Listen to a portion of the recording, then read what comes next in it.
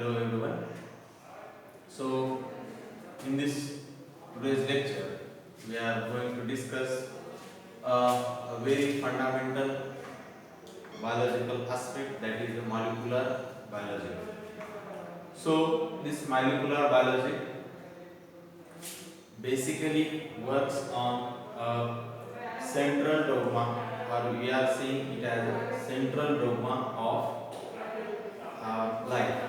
Now this molecular biology paper we are going to study in second year of BSc Biophysics for third semester. So in this molecular biophysics, molecular biology paper, we are going to study the central dogma with detailed description of DNA replication. Then after successful replication, DNA undergoes transcription and a translated RNA is transcribed RNA is translated into a protein.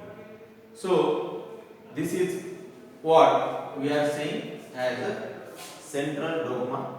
So if we draw this central dogma in this molecular biology, we are saying DNA, which is a genetic material for most of the organism. So most of the eukaryotic organism are having DNA as their genetic material. Now when this DNA is replicated to form its copy, we are saying it as or it is known as DNA replication. So as a process suggests or name suggests, DNA replication. So replication or just synthesis of multiple copies of an DNA is known as DNA replication. Now this process, if we define this process, it is nothing but a synthesis of DNA from DNA with the help of one functional and fundamental enzyme, that is a DNA polymerase. So this central dogma of molecular biology contains a first step, that is DNA replication. So after DNA replication, DNA is transcribed into different types of RNA, or more specifically if we are saying mRNA, it is known as transcription. So DNA, when it is transcribed into RNA or synthesis of RNA from DNA with the help of RNA polymerase, is known as transcription. So this is the second fundamental process of central dogma of molecular biology. Now when this RNA, once it is synthesized in a nucleus of an eukaryotic cell, then it is transported or exported to the nucleus, from nucleus to the cytoplasm of cell, and in cytoplasm this mRNA, after successful processing over mRNA, that is splicing, which contain removal of intron and joining of exons, then 5' capping and poly A tailing. So after successful, or when we are getting RNA from immature to mature state, it goes under a process of translation known as protein synthesis. So the process of translating a protein from transcribed or a functional mRNA is known as translation. So here we get replication, transcription and translation are the fundamental three basic steps for defining the central dogma of and molecular biology. So in a summarization, if we take this central dogma as replication, transcription and translation, or DNA synthesis, RNA synthesis and protein synthesis, so at a conclusion we can say it is a central dogma for molecular biology. Now first in first unit or in unit first of this paper we are going to discuss DNA structure and DNA replication.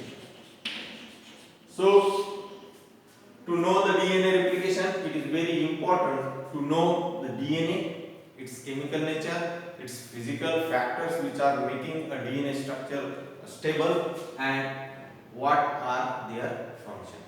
So DNA and DNA replication as well as how this DNA is accumulated or wrapped in our chromosome structure with the help of histone protein.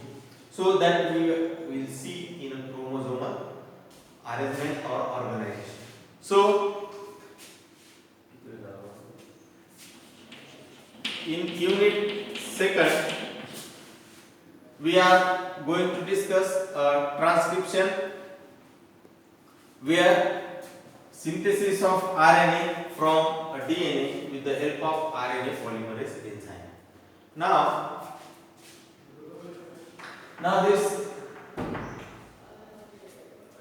this RNA we are getting from a DNA with the help of RNA polymerase enzyme, and this process is known as transcription that we are going to study in unit number 2. So in getting an RNA, as we have already discussed that, so from DNA we are getting RNA in the nucleus which is in a immature form. So as you know that this nucleus is having pores or a space to transport or to export and import the nuclear material as well as cytoplasmic material inside and outside the nucleus. Now this RNA is an immature RNA. So this immature RNA have to be processed to become a mature RNA. So if we consider this as a immature RNA, so it undergoes a basic 3-mRNA processing, that is 5' capping, second is splicing, and third one is poly A. So after getting these 3 fundamental mRNA processing over immature RNA, that RNA become a mature RNA. So do not get confused with messenger RNA and mature RNA. So I am saying it as a mature RNA because it has 5' cap. It means that at this 5' end it is protected with a protein cap to avoid the exonuclease activity, and at 3 prime end there is a poly A tail to avoid the degradation of RNA from 3 prime end. Now, what is a splicing? As we have discussed already, this splicing is nothing but joining of exons and removal of introns. So introns are non-coding part which we have to remove to do not get interfere with the protein synthesis. That's why introns which are non-coding region we are removing with the help of splicing. So in transcription we are going to study synthesis of RNA, that is with the help of RNA polymerase, as well as mRNA processing. So mRNA processing are nothing but 5 prime capping, splicing and poly A tail synthesis. Now after successful transcription or after getting a mature RNA, mature mRNA from DNA, in unit number 3 we are going to discuss a mechanism of protein synthesis, that is a translation. Now after having a mature mRNA, this mRNA binds with a very functional 2 subunit structure known as ribosome.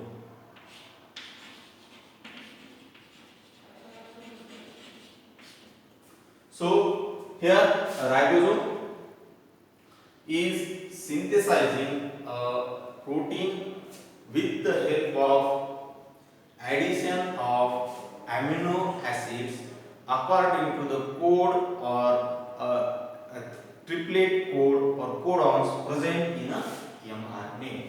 So we can say that here in DNA replication, DNA polymerase is an enzyme to synthesize a DNA.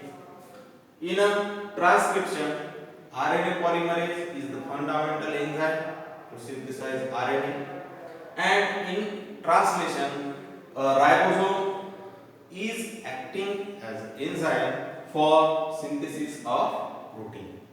Now, what is happened actually in a translation?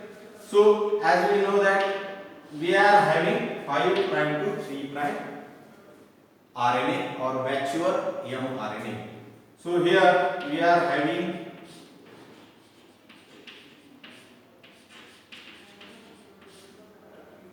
a sequence of mRNA in which there is a sequence of ribonucleotides. Now, in ribonucleotides, this triplet of nucleotides defines the codon, and according to each codon there is one specific amino acid is coding for the present code in a mRNA. So as we know that we are having 20 amino acids.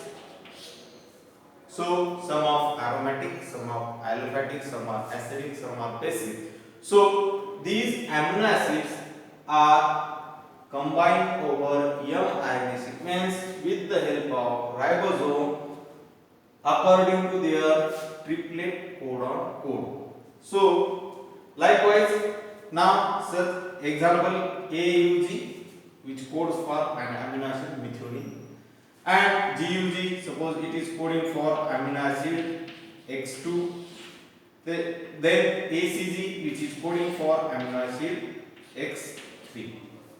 So amino acid methionine binds with X2 amino acid, X2 amino acid binds with amino acid X3, and here it is forming a bond which is in between 2 amino acid, is a peptide bond. So this bond and binding of amino acid with respect to codon present in mRNA is happens or is occurred in the process of translation with the help of a ribosome.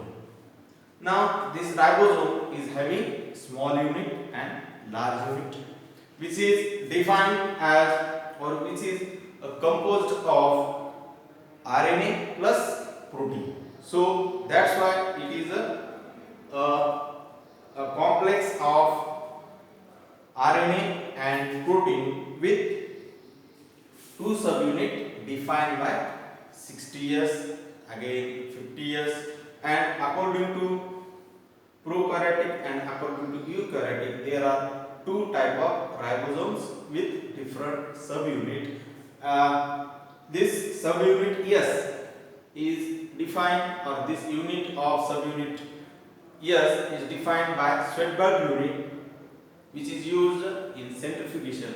So this ribosome here, the point of at a conclusion is that is responsible for to carry out the translation mechanism from an mature RNA to protein synthesis.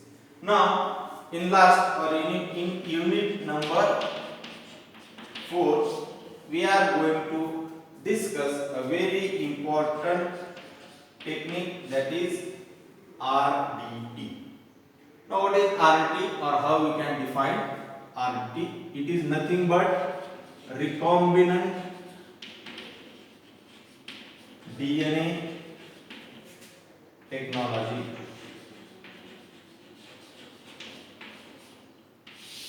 So, what do we understand by recombinant DNA technology? Or we are saying that it is a RDT.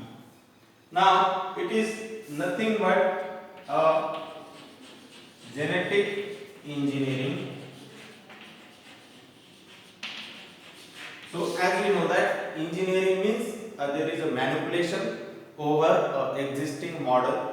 So, in genetic engineering, what we are doing, we are manipulating or we are changing the original setup or original genetic setup of a particular organism, and we are making that organism commercially to increase its production, to increase its gene expression, or in some cases we are, or in some disease cases we are mutating that gene expression to avoid the expression of unwanted protein.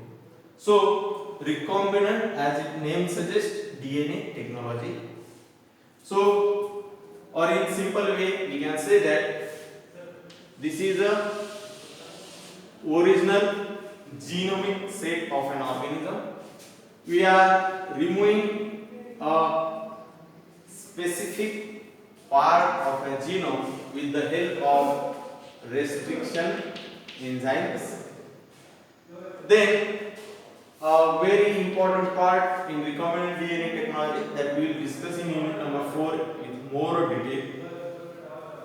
So we are adding the important part, that is gene of interest.